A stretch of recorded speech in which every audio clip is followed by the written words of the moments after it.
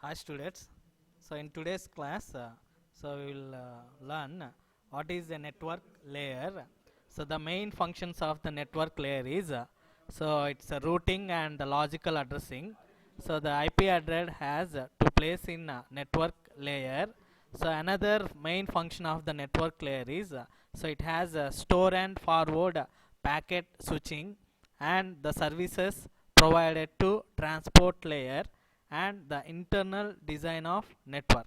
So in OSI model or TCP IP model, so we having a layer that is nothing but a network layer.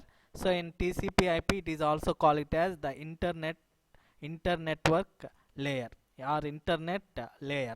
So these network layer main functions are it has routing property is the main function of network layer. So routing is nothing but it is the process of forwarding a packet in a network so that it reaches to its uh, intended destination. So that means we have to route a specific packet from one system to another system, so that will be performed by the routing process. So this routing is one of the function of network layer. So the routing is it is the process of forwarding a message or a packet or a information in a network so that it reaches to its intended destination. That means whenever we are sending the information from the sender to receiver or transmitter to receiver or source to destination, whatever the term we are using to transmit the information from one end to another end, so in between the path, so we have to route that information. So that is one of the function of network layer. So here we have different network layer design issues.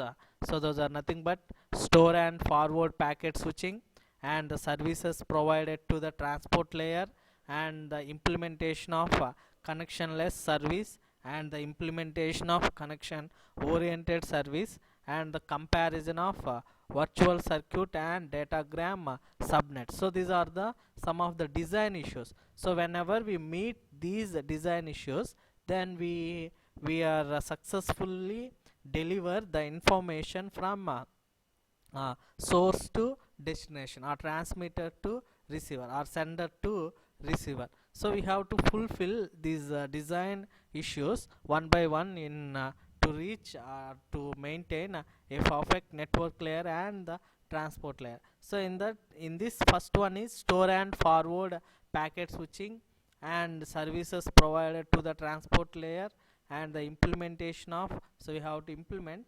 connectionless service. Those are nothing but Wi-Fi services and the implementation of connection oriented services. So those are nothing but the LAN network or wired connection. That is we have to establish the media. So whenever we are using to transmit the information through, either it may be coaxial cables or either it may be twisted pair cables or either it may be fiber optic cable. So and at that time we have to use connection oriented services, and we have to compare both the virtual circuit and the datagram subnets. So these are the some of the design issues. So first of all we have to know what is the network layer. So if this network layer controls the operations of subnet, the network layer performs the routing packets from source to destination. So this network layer selects the shortest path to transmit the packet from number of routers available in a desired network. So this is one of the main function or the working property of the network. So this will be, we can call it as a what are the services. So we have to provide some services from the network layer to transport layer. So those services are nothing but so these are the services need to be carefully designed with the following gates. So the first service provided to the transport layer is so the services should be independent of router technology. So first service provided from the network layer to transport layer is so it should be independent of router technology. And the second service, so transport layer should be shielded from the number of type and the topology of router. And third service, so the network addresses the mode available to transport layer should be uniform numbering plan. And the fourth service is the transport layer should implement the connectionless services for a datagram networks. And the fifth services from the network layer to transport layer is so it implements connection oriented services whenever it will have virtual circuit approach. So the main goals of the routing algorithms are so here we have the store and forward packet switching.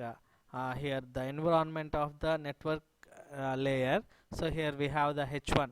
H1 is the process P1 system, and the H2 is the destination system. H1 here, H1 is the source system and H2 is the destination system. So in this, in between the H1 and the H2, we are using one mechanism routers, different routers. So in that routers are the equipment we have to use store and forward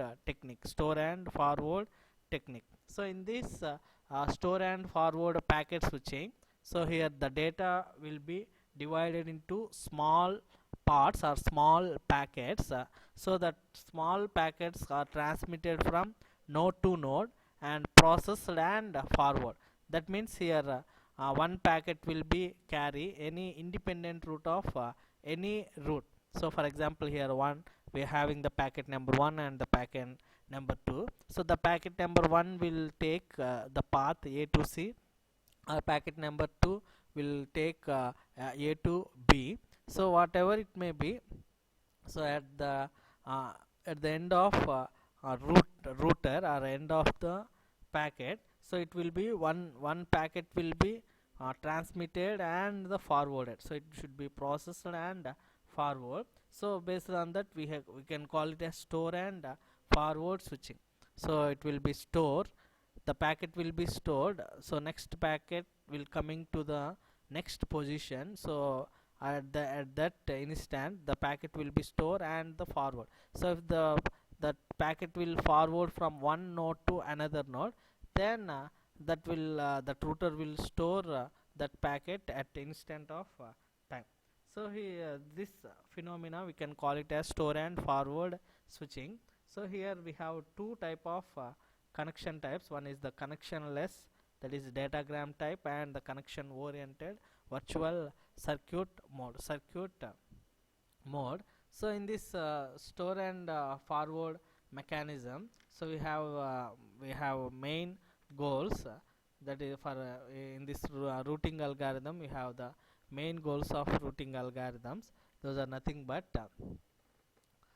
the routing should be done correctly, it having correct destination address, and the data is divided into smaller parts or the packets. So these packets are transmitted from node to node or processed and forwarded. So it is also known as store and forward switching. So in this we have two connection types, those are nothing but datagram and the virtual mode. So here we have provided some services to the transport layer, those are nothing but, so this service should be independent of the router technology, and the transport layer should be shielded from the number, type and topology of the routers present, and the network addresses it should be made available to the transport layer, should use to uniform numbering plan even across LANs and WANs. So here in case of the internet we have to use the connectionless. In case of the ATM, that is automatic teller machine, for it will be used as a connection oriented machines, connector oriented machine. or in asynchronous transmission mode also we have to use connection oriented services. These are the services provided to the transport layer. So we will implement how we will implement of the connectionless services. So that is so there will be a connection setup. So we have to follow the routing within a diagram subnet. So to follow these procedures, so we have to implement a connectionless service from one processor to another processor, or one end to another end. That is so in implementation of connection services, so we have no connection setup. So that will be message, the entire message will be broken into packets, and it will be called as a datagram. So it may be in with like as a telegram method, and each packet so individually routed. So each packet may take its own routing path to travel from one node to another node, from one side to another side. And these routers will decide line based on routing table. So these packets may follow different paths, and no guarantee to arrive in order. So that packet may follow any path, and finally that will be reached in a manner, and the order will be arranged at the destination system. So by using the LAN network, so finally we get a useful information from the process, that is from the sender side. So this is by following these steps, so we have to implement a connectionless service. So first one, in connectionless service, no connection will be set up in this environment, and that the messages will be broken into packets. So that whenever we broken or divided into smaller packets, that will be called it as a datagram method, and each packet is individually routed, and the routers decides line based on a routing table. So these are the implementation procedures. And the next one, connection oriented service. For the connection oriented service, so in this the path of the data traveling, or the packet traveling, that from source to destination must be established before any data can be sent. So that means in connection oriented service, so first of all we have to decide either it may be a shortest route path algorithm or Dijkstra algorithm, whatever it may be. So by using that, first of all, in connection oriented service, so before data sent from sender to receiver, so the path will be decided from one node to another, or sender to receiver, or transmitter to receiver. So before the path will be established in a current connection oriented service, so the path from source to destination must be established before any data can be sent. So this will be call it as a connection oriented service, or it will be also call it as virtual circuit. So this in this the analogy with physical circuit, like as a phone system. So why it is virtual means, so it will avoid choosing a new route for each packet. So it will not assign every route for individual packet. So whatever we are established a path from one node to another node, so within the path only the data can travel, or the packets can travel from the desired path only. So that's why we can call it as a virtual circuit, and the same route used for all packets in a connection. So each packet has its own ID, that is identification ID or numbering, whatever it may be, for which for whatever the number that will be belongs to the virtual circuit. So in a connection oriented service, so that is the difference between the datagram subnet and the virtual circuit subnet, or the this is the difference between connection oriented service and the connectionless service. So these are the implementation points for connection and the connectionless services. So here we have to see comparison of virtual circuit and the datagram subnets. So here we have the issue. So how the issue will be raised from a circuit setup. So in datagram subnet, so the circuit setup is not needed. So in virtual circuit subnet, yeah, that will be needed required circuit setup. So in case of addressing point, so in datagram subnet, so each packet contains the full source and the de destination address. So in virtual circuit subnet, so each packet contains a short VC number, that is a virtual circuit number, and the state of information. So in datagram, the routers hold don't hold state information about connections. So in virtual circuit, each virtual circuit requires router table space for connection. So the routing in a datagram, each packet is routed independently, but in virtual circuit, route chosen when virtual circuit is set up, all packets should be follow that the same route to transmit the information from one end to another end. And the effect of router failures, so in datagram, so it not expect from packets lost during the crash. So in virtual circuit, so that will be passed through the failed router or terminated. So in the quality of service in datagram subnet it is difficult. So in the quality of service in virtual, it is easy if enough resources can be allocated in advance for virtual circuit method. And the congestion control is also in datagram subnet, it is will be difficult. So in case virtual circuit subnet, so it will be easy. So it will be enough resources can be allocated in advance for each VC. So this is the comparison between the comparison between the virtual circuit and the datagram uh, datagram circuits. So another main function of the uh, routing algorithms, that is routing algorithms, the main goals in routing, we having different types of routing. One is the unicast routing and the broadcast routing and the multicast routing. So in this routing also we have non-adaptive algorithms and adaptive algorithms. So for adaptive algorithms we have to use one type of routing, and the non-adaptive algorithms we have to use one type of routing. So in non-adaptive we having different static algorithms. Those are nothing but shortest path routing, flooding routing, flow based route, and the adaptive or dynamic routing. In this we have different distance vector routing, link state routing, and the hierarchical routing for mobiles, and the broadcasting routing, multicast routing. So these are the different types in adaptive or dynamic routing.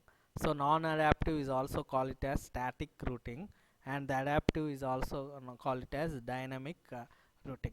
So in this, the main goals of the routing algorithms are, so it has the correctness and the simplicity, robustness and stability, fairness and the optimology. So these are the different goals in a routing algorithm. So what is meant by correctness is, so the routing should be done correctly. So it should be having correct destination address. So if you have destination address is correct, so that router or routing path will be maintain a correct from correctively reach that information will reach the destination. So what is meant by simplicity is, so the routing should be done in a simple manner. So whatever, either it may be using adaptive or non-adaptive algorithm, so that should be in a proper manner, or that should be follow proper protocol.